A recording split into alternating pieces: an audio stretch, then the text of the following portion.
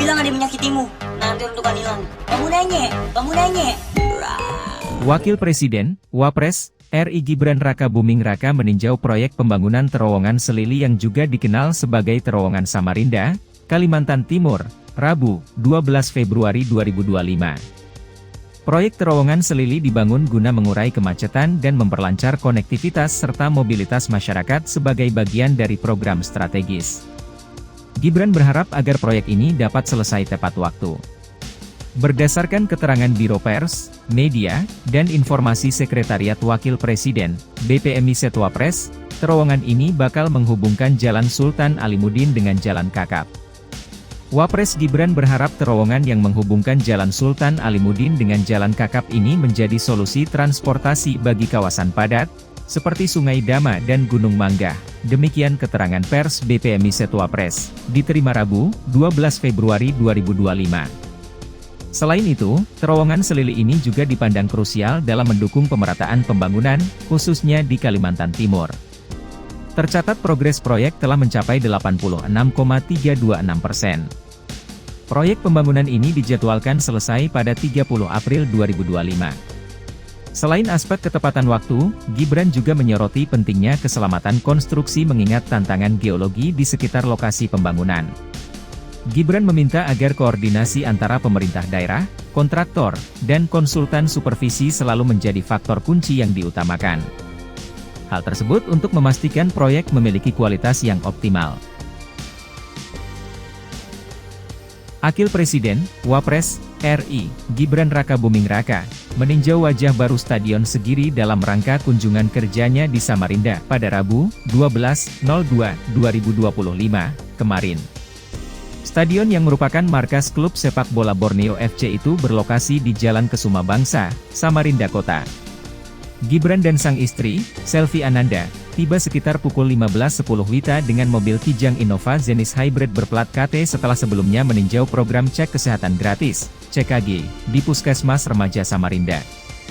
Dalam kunjungan kerjanya itu, Gibran didampingi pejabat setempat di antaranya Wali Kota Samarinda Andi Harun dan PJ Gubernur Kaltim Akmal Malik. Nampak juga Gubernur terpilih Kalimantan Timur Rudi Masud turut membersamai Gibran. Ketika memasuki Stadion Segiri, Gibran terlihat banyak berinteraksi dan berdiskusi dengan Direktur Akademi Borneo FC Samarinda, Jackson F. Tiago. Meski hujan tengah mengguyur Samarinda, antusiasme masyarakat tak surut untuk menyambut kedatangannya. Gemuruh sorak-sorai pelajar dari tribun menggema saat putra Presiden RI ke-7 Joko Widodo itu memasuki Stadion Segiri. Ex-wali kota Solo itu juga disambut oleh para pemain sekolah sepak bola, SSB, Borneo FC. Setelah meninjau stadion, Gibran membagikan oleh-oleh berupa jersey Timnas Indonesia kepada para pemain SSB Borneo FC dan ATK kepada pelajar. Gibran meninggalkan Stadion Segiri sekitar pukul 15.40 WITA untuk menuju lokasi kunjungan kerja berikutnya, yakni terowongan Jalan Sultan Alimuddin. Ketika ditanya oleh awak media mengenai kunjungannya, Gibran mengarahkan para jurnalis meminta pernyataan ke Kepala Balai Prasarana Permukiman Wilayah, BPPW. "Kepak Balai ya," ujarnya singkat sembari bergegas masuk mobil, disadur dari Presisi, Kojaringansuara.com, Kamis, 13 Februari 2025. Kepala Balai Prasarana Permukiman Wilayah, BPPW, Kaltim, Rozali Indra Saputra, mengatakan kunjungan Wapres ini dalam rangka meninjau renovasi 22 stadion di Indonesia yang sudah berjalan sejak 2022 lalu. Kalau Stadion Segiri dimulai tahun 2023 hingga 2024 dengan anggaran 81 miliar rupiah untuk pengerjaan arsitektur, struktur, mekanik, dan elektrik yang sesuai standar FIFA, tuturnya. Dikatakan Rozali, Gibran sempat terkejut ketika mengetahui renovasi Stadion Segiri hanya menelan biaya 81 miliar rupiah.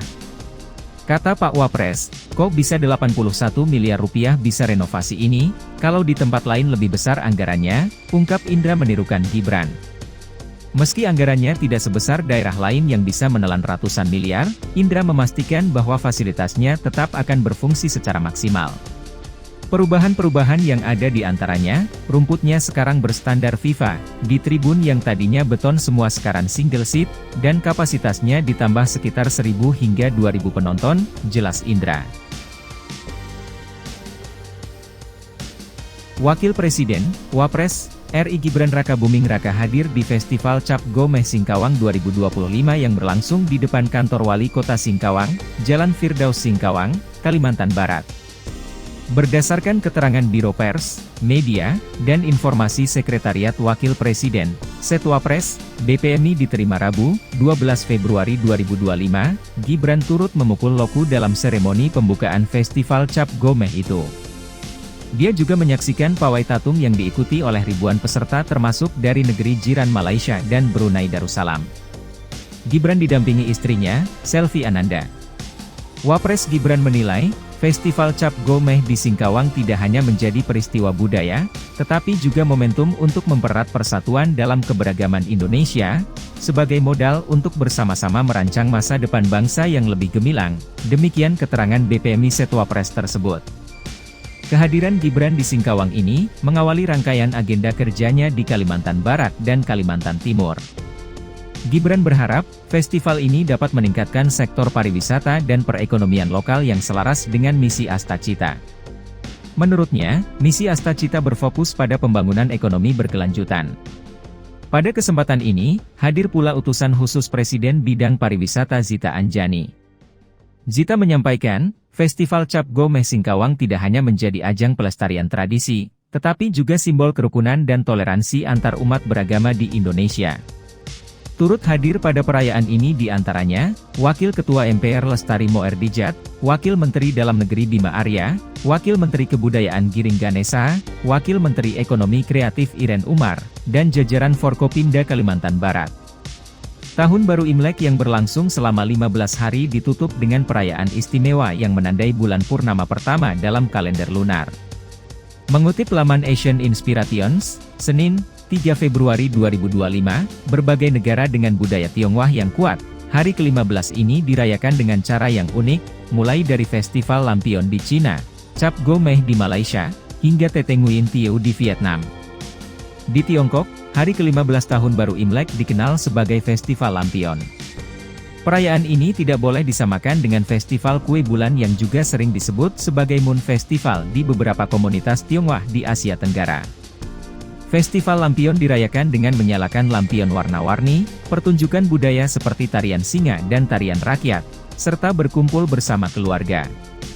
Salah satu tradisi khas dalam Festival Lampion adalah menikmati Yuan Xiao atau Tang Yuan, sup bola ketan yang melambangkan kebersamaan dan persatuan keluarga. Hidangan ini juga biasa disajikan saat festival pertengahan musim gugur. Bagi komunitas Hokkien di Malaysia, hari ke-15 Tahun Baru Imlek dikenal sebagai Cap Gomeh, yang berarti malam ke-15 dalam dialek Hokkien. Perayaan ini menjadi momen berkumpul bagi keluarga untuk mengucapkan syukur atas tahun yang baru, dengan doa dan persembahan.